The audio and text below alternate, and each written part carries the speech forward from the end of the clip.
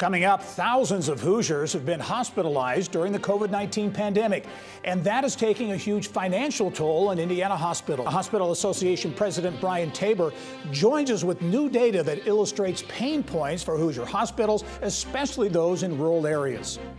And he's only 17 years old, but he started a business printing face shields to help medical professionals on the front lines. Now he has expanded his startup and is working with schools.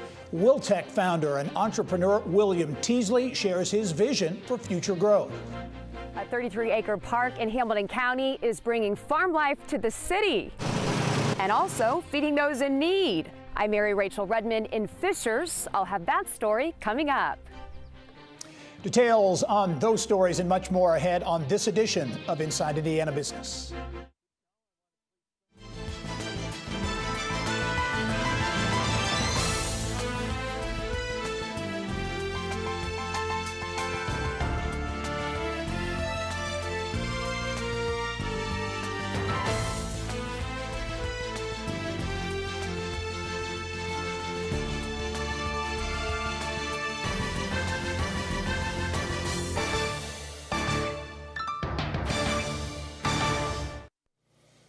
Hello and welcome to Inside Indiana Business. I'm Gary Dick. Rural communities throughout the United States are dependent upon their local hospitals in many ways. Not only do they provide care to the 1 in 5 Americans who live in rural communities, they're often these communities' largest employers, serving as a cornerstone to both the economic viability and economic development of rural America.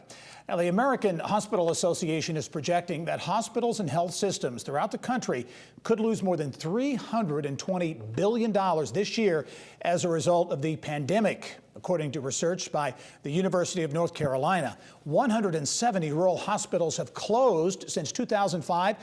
8 rural hospitals have already closed this year. In Indiana, it's estimated that 8 rural hospitals are at risk here.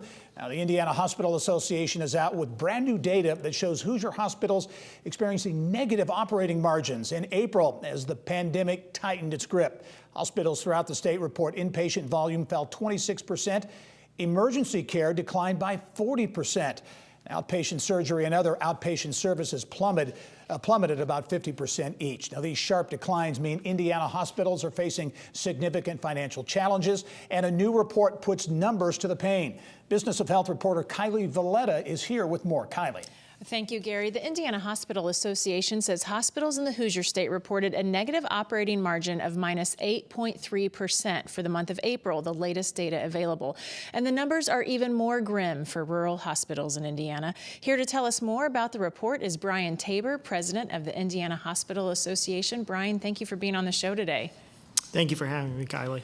Well, let's talk first about the causes of this financial strain for hospitals, because some are obvious, but others not so obvious. So we already mentioned the drop in outpatient services and the use of the ER, but what other costs did hospitals have to shoulder? Yeah, it's a great question. At the same time, throughout this pandemic, what we saw was as revenue fell, as is described earlier, costs rose. And there was a tremendous amount of resources expended into increasing the capacity that we needed to address COVID here in the state of Indiana. I'm just so proud of the work of the nurses, the physicians, the facility staff, everyone in the hospital community who worked so hard to very quickly adapt and expand what we needed to address this health emergency. So working very closely with our amazing state health leaders, Dr. Christina Box and others, we were able to do things like expand the number of intensive care beds from 900 to well over 1,400 in just 3 weeks. And that took reconfiguring facilities and capital expenses. It took the purchasing of scarce and expensive equipment and supplies and work around the clock. Now, in a similar fashion, we were able to increase the number of ventilators available to patients throughout the state of Indiana to almost 2,500. That was an increase of 74% from the baseline. And we are committed to maintaining that high state of readiness. And I just want to applaud the work of the thousands of healthcare and hospital workers throughout the state who made that possible.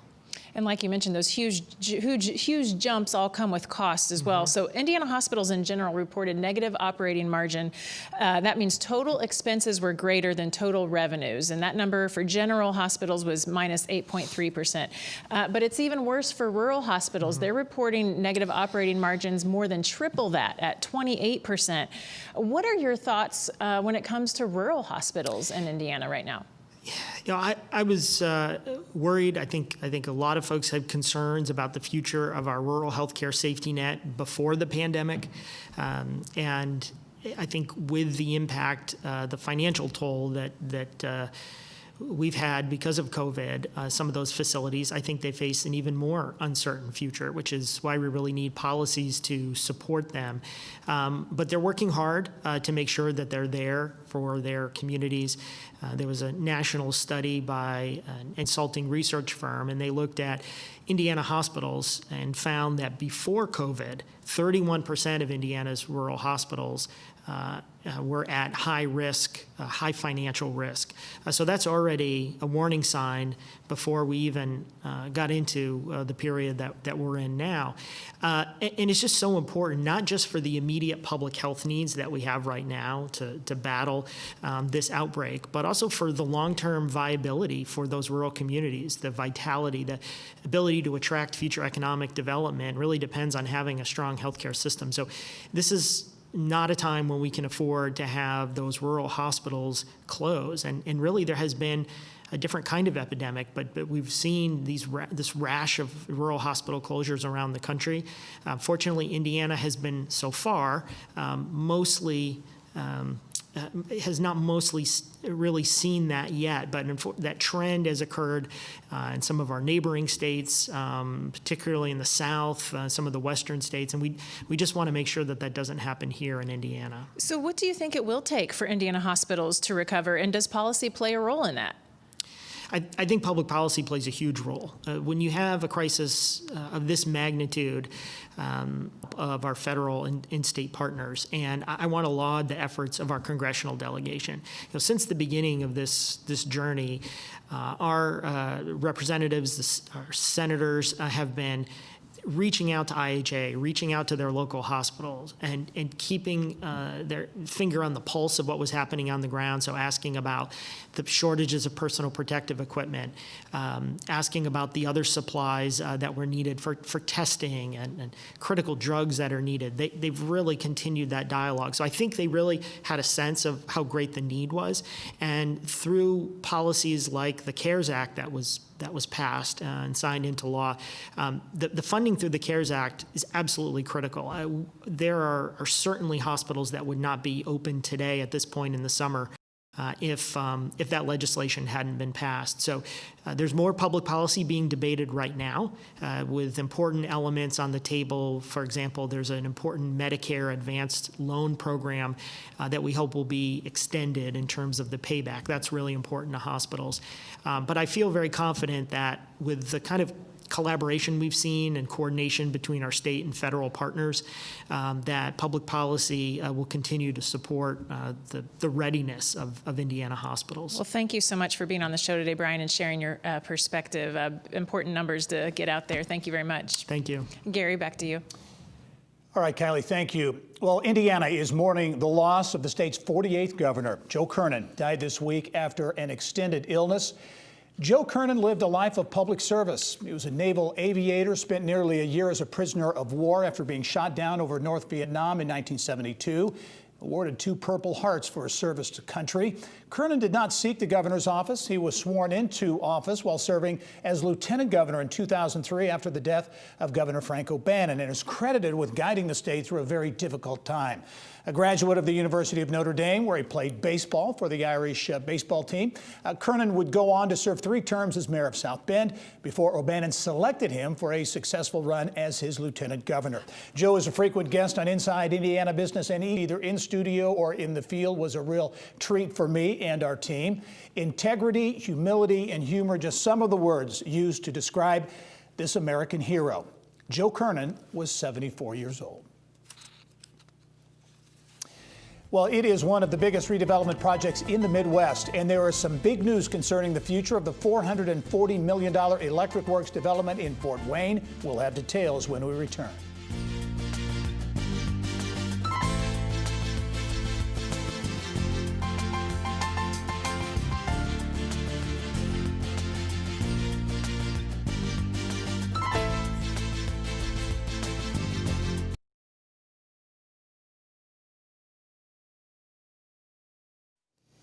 Well, some big news in Fort Wayne this week as developers of the $440 million Electric Works project announced a lease agreement with Do It Best Corporation to become the project's anchor tenant. Now, the largest privately held company in Indiana will make Electric Works its global headquarters, occupying 200,000 square feet of space in Building 26 on the west campus of the sprawling former General Electric complex.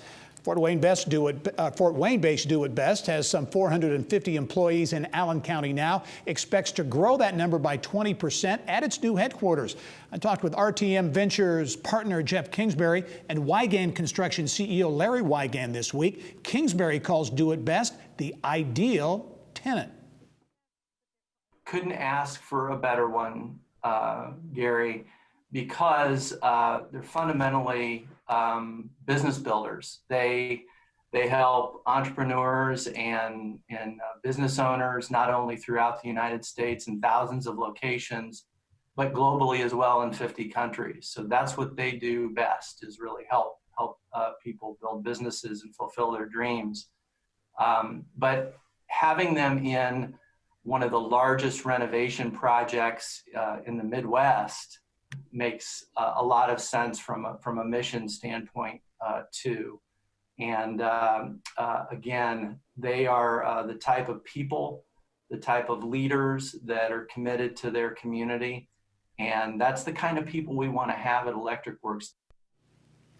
Now, Wiegand Construction says it has all of the permits in place to begin construction this fall. It is estimated that the 2-year construction phase could support some 2,000 construction and related jobs.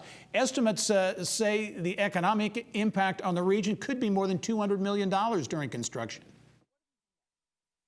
When you think about, what is happening, economically, to have a kind of a prepackaged construction project of this magnitude coming to Allen County, coming to Fort Wayne, it's extraordinary. So the scope of the project is what we're calling West Campus, and it's a total revitalization and rehab of these historic buildings, and extensive site work, plaza work, and then we're going into each and every one of the buildings, close to 700,000 square feet.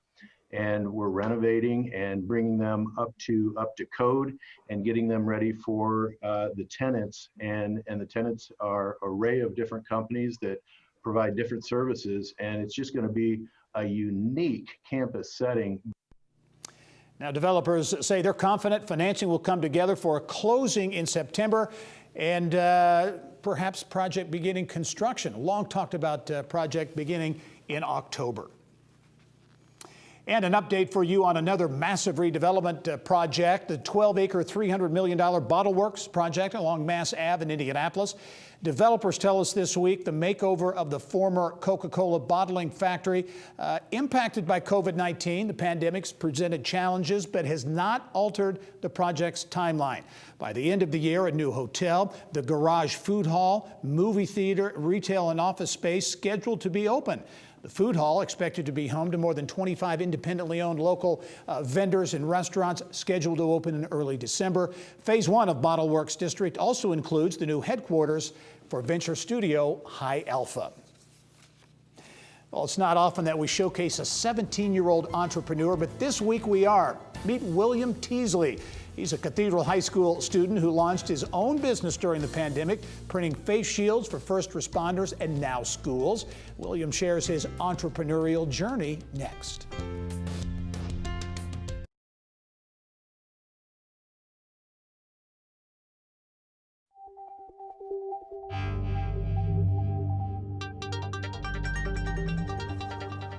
It's time to go inside innovation, brought to you by Allegiant, pioneering safety. Well, high school student William Teasley saw the challenges facing first responders during the COVID, and that's when WillTech was born. Teasley is using a 3D printer to make face shields, first focusing on first responders. Now he's making them for schools. With more on his innovative business model, pleased to welcome aspiring engineer and the founder and president of WillTech, William Teasley, to the show. And William, thanks for being here. Thank you so much for having me here, Mr. Dick. This is a great story. We don't have teenage entrepreneurs on very often, but certainly you're the exception. You're an incoming senior at Cathedral High School, an engineering entrepreneur. And this whole idea to make face shields really started with your cousin, who is a nurse, I think, at Community East Hospital. Talk about how WillTech really came about. Yeah, so it all started my cousin, who is a nurse in the neonatal intensive care unit at Community East. She was telling me how face shields are getting hard to come by. So I saw people doing it online, and I borrowed my stepbrother's 3D printer, and I started making face shields 5 or 6 a week. And then my dad was looking to buy face shields for his schools, and he has about 500 employees. And he was saying that prices were way too high. And so I told him if I could find a way to automate the process, I could make some for him at a fraction of the cost that he was finding them for. Yep. So I got a loan from him, and I bought 2 3D printers, and I spent about a week developing a special G-code or a process that could automate the 3D printing process. And so yeah, that's how WillTech was born. It's great how it started. Your dad, Kevin, who's the CEO at the Geo Foundation, your mom, an attorney, gave you some legal help as well. But this has really been on you to start this business and grow it. So you started with making for first responders, but now school systems and schools are buying the product. Talk about that and how that's increased, that demand has increased for your face shields. Yeah, well, at first, I was making 5 or 6 a week for my cousin, or 5 or 6 a day, 20 a week for my cousin. And then now that I'm selling for schools, there's a larger volume being demanded. So I had to automate the process to be able to achieve this high volume. And I've sold to 11 schools so far, and I've shipped about 1,000 face shields. Yep. Hey, William, we've only got 30 seconds left. You are headed to, eventually, right, to MIT. What are you going to major in? I hope to go to MIT and major in astronautical engineering. Okay, that is an impressive goal, but you're going to keep WillTech in place, intact, right, as going forward? Yeah, I hope to stay true to WillTech's mission statement, which is to solve humanity's problems through engineering. All right, William Teasley, the founder of WillTech, a 17-year-old entrepreneur from Cathedral High School. William, congratulations on the company and the effort. More from you in the years ahead. Thanks. Thank you so much. Setting. It's a unique new park in Hamilton County. We have an opportunity to bring kids out here and explain to them how business is made, how commerce is made through growing things. Around Indiana, reporter Mary Rachel Redmond gives us a tour of the Fishers Agri-Park, a working farm that gives city dwellers a chance to learn about life on the farm.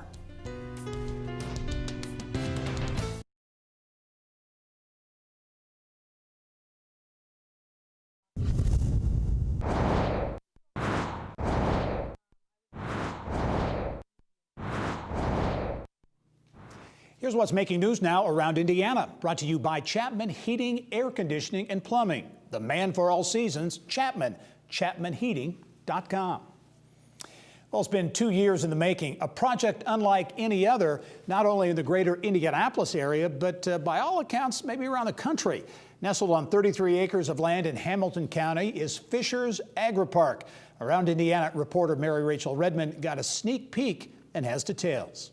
The city of Fishers is going back to its roots, on the farm. The concept was really to bring agriculture to the front doorstep of so many Fishers residents that are probably second generation off the farm and are kind of losing contact with agriculture. And so this was an opportunity to create that. Fishers Agri-Park is a working 33-acre urban farm where visitors will have the opportunity to learn up-to-date farming practices. Fishers Park and Recreation Program Manager Jackie Liu says education is the foundation for the new park. I think education is really important at a farm. It's not something that's really common knowledge if you really think about it. With the produce, how to plant it, how to water it, the best way, if it needs to start in a greenhouse, if we can plant it directly into the ground. What we really want to do here is teach people not only about agriculture, but the business of agriculture. Farmers are some of the original entrepreneurs that we've had in our country, and particularly in this state.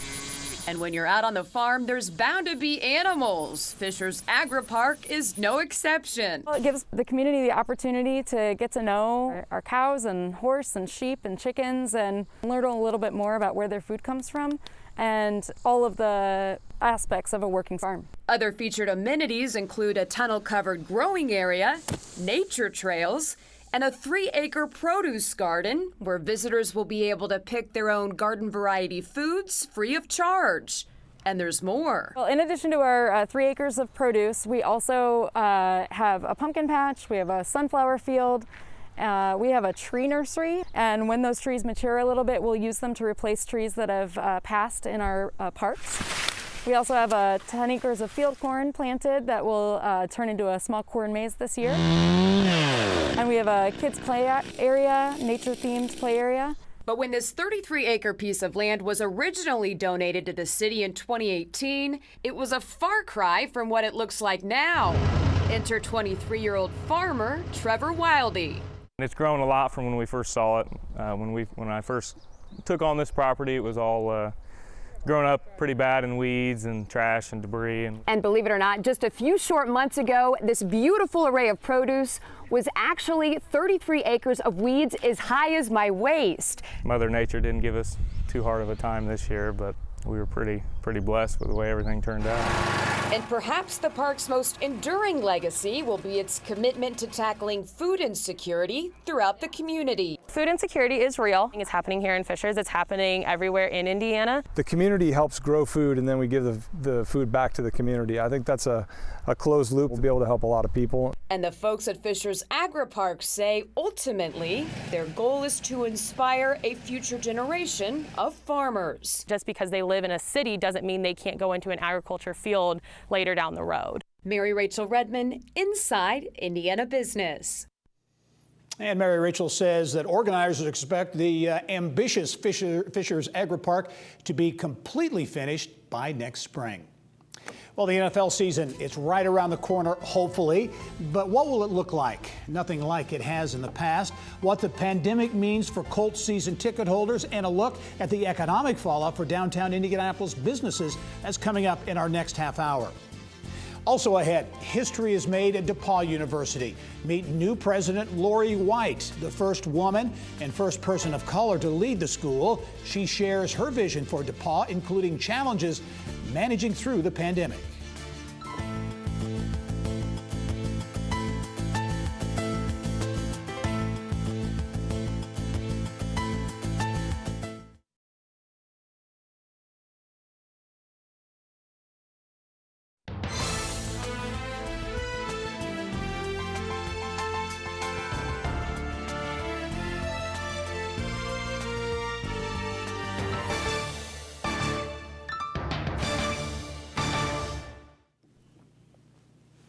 Well, new Indianapolis Colts quarterback Philip Rivers is in town for training camp.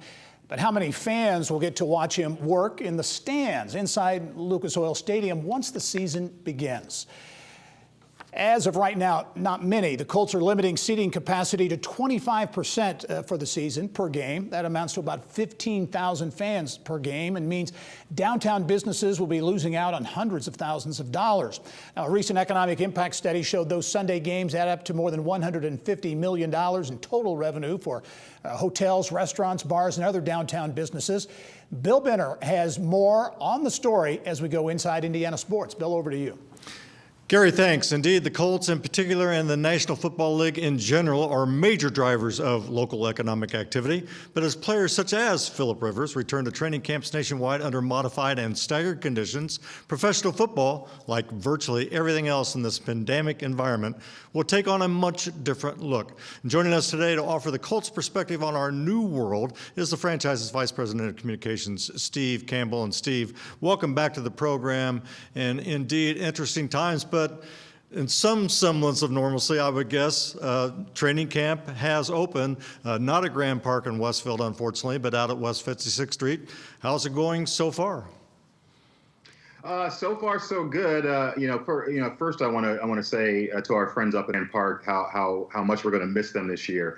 Training camp up there is a fantastic experience. They do a wonderful job, and our fans are able to be a part of it. And so we're just sick that we're not able to be up at Grand Park this year. But we're looking forward to returning next year. But so far at the Indiana Farm Bureau Football Center, so far things are moving along smoothly. It's obviously a different world. Training camp's going to look a lot different than it has but we've got reported in, ready to go.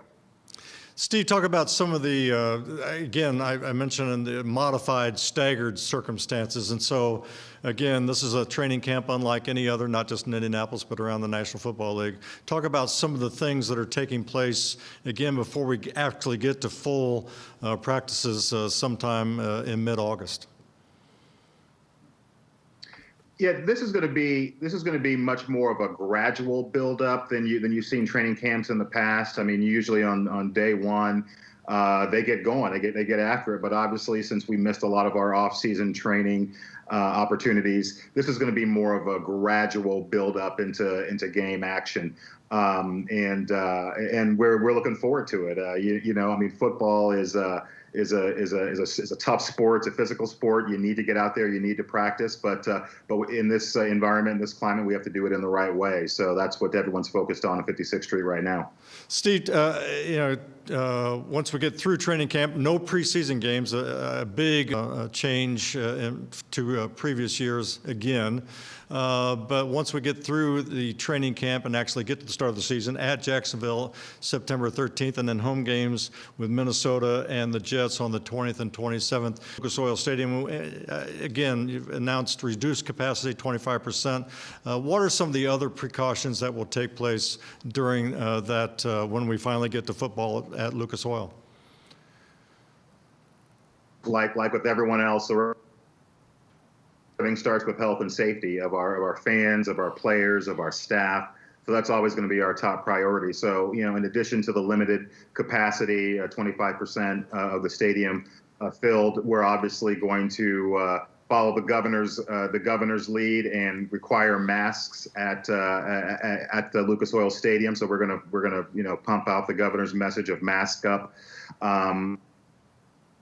Possible social distancing will be in effect for food. Transactions, we're putting in the person contact. A lot of the things that you're seeing going on in the country and around the rest of the world, we're going to try to, we're definitely going to put into place at Lucas Oil Stadium in time for our first home game. Steve, as we wrap up, we've got about a minute left. I think there will be, via the Colts website, some opportunities for fans to still kind of experience training camp through some virtual activities. Talk about that a little bit. Well, since we can't have fans, center, that again that makes us feel really bad about the fan experience this year, but we'll have to adjust, and there are lots of different virtual ways that people can get involved with training camp. Go to colts.com, and we've got lots of different opportunities to write letters to players, to nominate heroes in the community for special recognition by the Colts, and then Colts production is going to be giving a lot of video behind the access to the environment now, and we're going to do the best. Well, Steve, we appreciate you coming on the show. Steve Campbell, the Vice President of Communications for the Indianapolis Colts. And please, please, please, I know you wish it more than anybody. Let's have some football come September. Steve Campbell, thanks for being on the show. And Gary, back to you. Bill, thanks. Great report as always. But hang on for just a second. We do have a special presentation before you leave, and we've brought in a good friend of yours, Jim Morris, the Vice Chairman at Pacer Sports and Entertainment, also a trustee at Indiana University for that presentation. So Jim, take it away. Thanks, Gary. Bill Benner, you are one of the great alums of Indiana University, a distinguished graduate of the Ernie Pyle School of Journalism. And as you may know, Indiana University is celebrating its 200th birthday, its bicentennial. And as a part of this celebration, a very few extraordinary graduates of the university have been selected to receive the bicentennial medal for distinguished service, distinctive service to the university, to their state, to their community. And no one has done more to put Indiana University's best face forward and to make Indianapolis and Indiana the extraordinary place that it is. You are one of the most widely admired and respected journalists of our city in the last 50 years, a great human being, a passion for the Special Olympics and for all things good. So it's my honor to join with your good friend, Mary Ellen Bishop, also an IU trustee, who chaired the committee to select the artist for the bicentennial medal. And by the way, it was made from, as you may know, the student building had a fire in 1990 and burned down.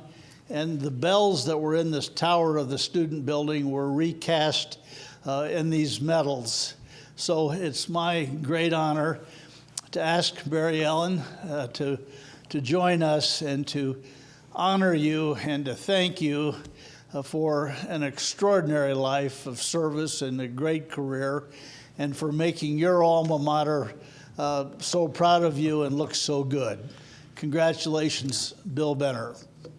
Well, what can I say? For the glory of old IU, I'm thrilled. Thank you, thank you, thank you, Jim. Thank you, Mary Ellen. Thank you, Gary. And I am truly, truly humbled, honored, and just a little tearful. Thank you. Oh, very special. Jim Morris, Mary Ellen Bishop, thank you both for being here and doing that. Well-deserved, richly deserved, Bill. And I'm glad we could keep this a total secret until the final moment as well. It made it extra special. Yeah. So thanks. And congratulations, Bill, again on a richly deserved award. All right, well, still ahead. A business started by a husband and wife duo at their kitchen table in Carmel 20 years ago. Well, it's evolved into a major player in the book industry. Adrian and Tom Doherty share what really has driven growth at Cardinal Publishers Group. And next,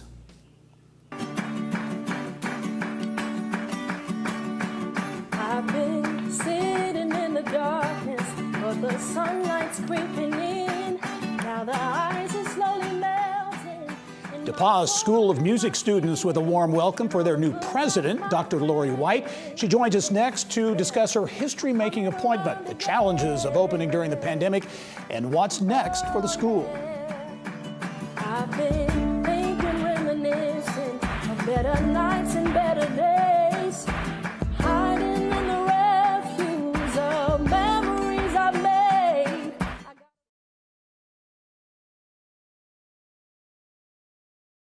It is also my sincere hope each of you sees in me, as the DePauw president, a reflection of one or more of your identities, so that you are confident in my stand and have a connection with you, and to lead our university at this most important time.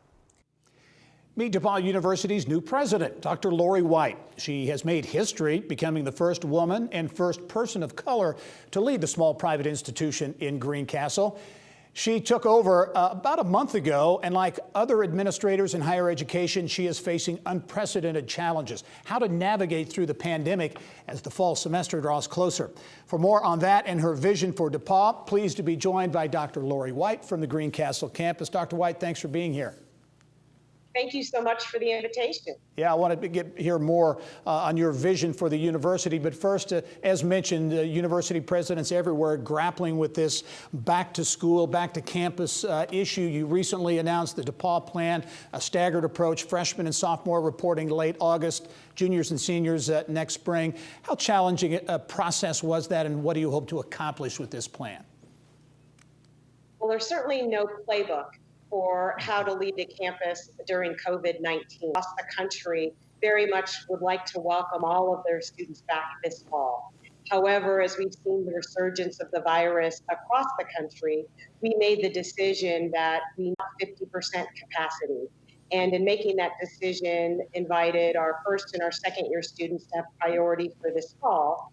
And we're hopeful that we'll be able to open back up in the spring with all of our students. But if not, then our seniors and juniors would have priority for in residence in the spring. You've had a number of key positions, most recently Washington University in St. Louis, where you were Vice Chancellor for Student Affairs. What really, bottom line, what attracted you to the opportunity at DePauw? What attracted me is throughout my career, I have known alumni from DePauw. And 201, they talked about the transformative educational experience that they had as DePauw students. And I also saw the incredible network that DePauw alumni had across the country to mentor students, offer students employment opportunities, and how proud they were to be DePauw Tigers. And so when I was not and I had a chance to experience the campus for myself. And you mentioned in the introduction that I am the first woman president and the first African-American president. When I went to Meharry Hall, which is where the portraits of the former presidents hang, and I saw the space where I am president number 21 at DePauw, where my portrait might hang, I thought to myself, you know, Lori, this is not about you. This is about you creating inspiration, I hope, for future generations. So for young women, for young people of color, to know that they too can aspire to be presidents of colleges and universities across the country. Yeah, it's a great story. As you look at DePauw University, your vision for the school, what would you like to see DePauw become? Well, I certainly want to make sure that we are the very best liberal arts college in the entire country. I also want to make sure that we are fully accessible to every student who desires a DePauw education, regardless of their financial background. I want to make sure that we facilitate an unprecedented undergraduate experience for our students so that our students are successful, that they're able to achieve their hopes and their dreams, and that they are able to aspire to become whatever it is that they want to be in their life post-DePauw. You come from a family of educators, and I think healthcare professionals as well. Education is in your DNA. Before the pandemic, enormous pressure on universities, and liberal arts universities included, certainly. You know, reports of potential failures of universities around the country in the coming years because of these unprecedented challenges. As you look at those challenges, what are keys in your view to managing through that process and making DePauw a success in what is a very challenging environment? You know, there is no shortage of students. If you look at all the students across the country who should have the opportunity for a college education, I mentioned before that my vision for DePauw is that we'd be fully accessible to any student who desires a DePauw education. So certainly, collectively, as a higher ed industry, we all either have to figure out ways to reduce the cost of higher education so that any family can afford to go to college, and or we have to raise more money for scholarships so that, again, a kid who comes from a less wealthy background really can choose any college that he or she might wish to attend. I also think that we have to both focus on the liberal arts, which I think continue to be important, to learn to think well and critically, to be able to write, to be able to communicate, to be able to work in diverse groups. Those are all really important and are the backbone of a liberal arts education. And at the same time, we need to make sure that we're fully preparing students not only for the jobs that exist today, but the jobs that have not even been imagined or created, so that our students will be able to be nimble once they graduate from any of our institutions across the country. Dr. Lori White, the new president of the university. I know football and fall sports put off, hopefully, the Monon Bell game, maybe next spring. Can't wait to see that as well, but can't wait to meet you in person as well. We appreciate you taking the time to connect with us this week. We'll talk to you soon. Well, I appreciate you inviting since I have been here for the Monon Bell. So I look forward to playing Wabash at some point in the spring or next fall. All right, very good. Well, when the pandemic hit, book sales came to a screeching halt, but Central Indiana-based and family-owned Cardinal Publishers Group found a way to thrive, especially when it comes to e-books and e-learning. We'll get details on that and other ways the pandemic has changed the art of distributing books when we visit with Cardinal Publishers owners Adrian and Tom Doherty.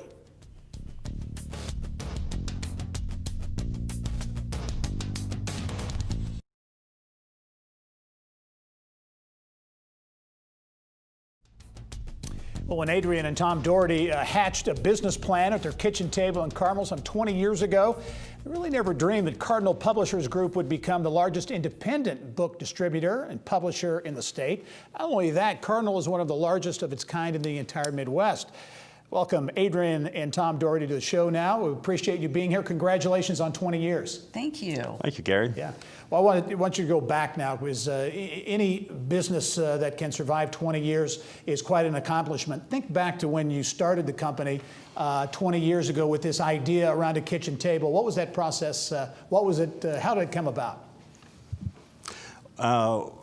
Well, book business and remain here in Indiana, and there wasn't a lot of opportunity to work with other book publishers, so we figured we'll just do it on our own. Yeah. Mm-hmm. Yeah, and as you think back on that, in the beginning, you created a book distributor. That's exclusively what you did. How did things start out at Cardinal?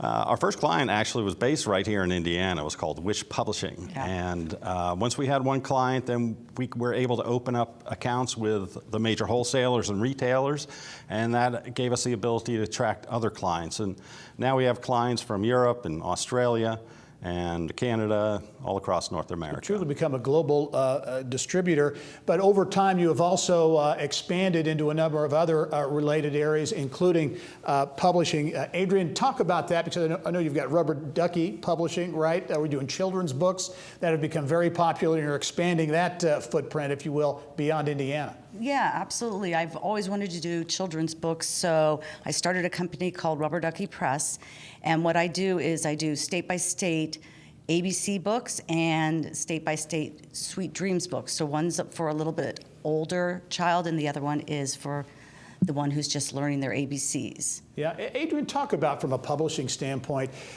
all businesses impacted by the pandemic, but just the pandemic on top of changes over time to publishing, whether it be the internet, ebooks, all those types of things. How big of a challenge is that, or does it create opportunities? I think it's created opportunities for us because we've been able to actually take some time off to go study these locations that we write about, and it's been a little bit good with a little bit of bad. So right. What do you think, Tom? Well, the bricks and mortar business has suffered quite a bit because many of the stores were closed for a couple of months, but electronic books have picked up some of that slack for us. We do distribution for ebooks and audiobooks as well, so those have done pretty well. Yeah, Tom, in terms of some of the dynamics in the publishing business and the loss of the mall bookstores and those types of things and those traditional bookstores that have kind of gone away, how has that impacted the business? Well, it used to be the mall store would collect the casual reader and the impulse buyer, whereas the superstore is more of a destination. And even online retailers, people don't browse as much as they would necessarily and pick up an impulse purchase. They go in there and they do their searches, and whatever the online retailer brings up, that's what they have to select from. All right, going forward, you've been in business 20 years. How about that next 20 years? What will be key to continuing to grow in this environment? Tom, I'll throw that to you. Well, one of the fastest growing aspects of book publishing is actually audiobooks, downloadable audiobooks. So we'll be looking into that. We've also started with this spring entering into the educational book market. So we've gotten some new lines that appeal to schools and school libraries, and classroom sets. So we're looking to diversify our customer base by increasing the number of markets that we're working to penetrate. All right, Cardinal Publishers Group celebrating 20 years. Tom and Adrian Doherty, thanks very much and congratulations on the milestone. Oh, thank you very much. All right. Well, there is a battle brewing on the Indianapolis burger scene, but it's all for a good cause, to promote quality education for kids in Uganda. Now, this is the 8th year for the nonprofit Building Tomorrow's INDY Burger Battle. And with more on the event and how you can get involved, and importantly, more about the organization, pleased to be joined by Building Tomorrow founder George Soror. And George, welcome to the program. Thank you for having me.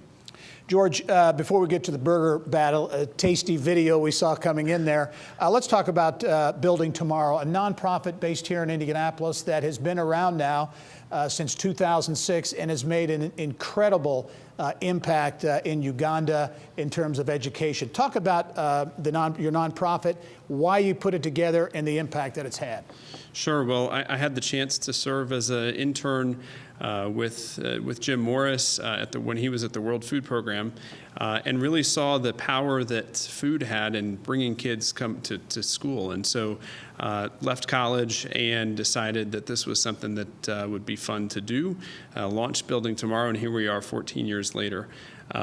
We've been very fortunate through our time. We've built over 80 schools, 120,000 kids each day. And we have a lot more to do, especially in light of what's happening in the world these days. That is just amazing impact. And you talk about what's going on in the world these days, the COVID-19 pandemic, and I know you've launched a Tomorrow Is Now program, which is directly targeted to the pandemic, right? Exactly. Yeah. There's, the world is facing a pretty significant a cliff, and we're about to see huge numbers of out-of-school children. We have directly enrolled 55,000 out-of-school kids in the last 5 years at Building Tomorrow, and we know that we're going to have our hands really sort of full with the number of kids who have fallen out of the system as a result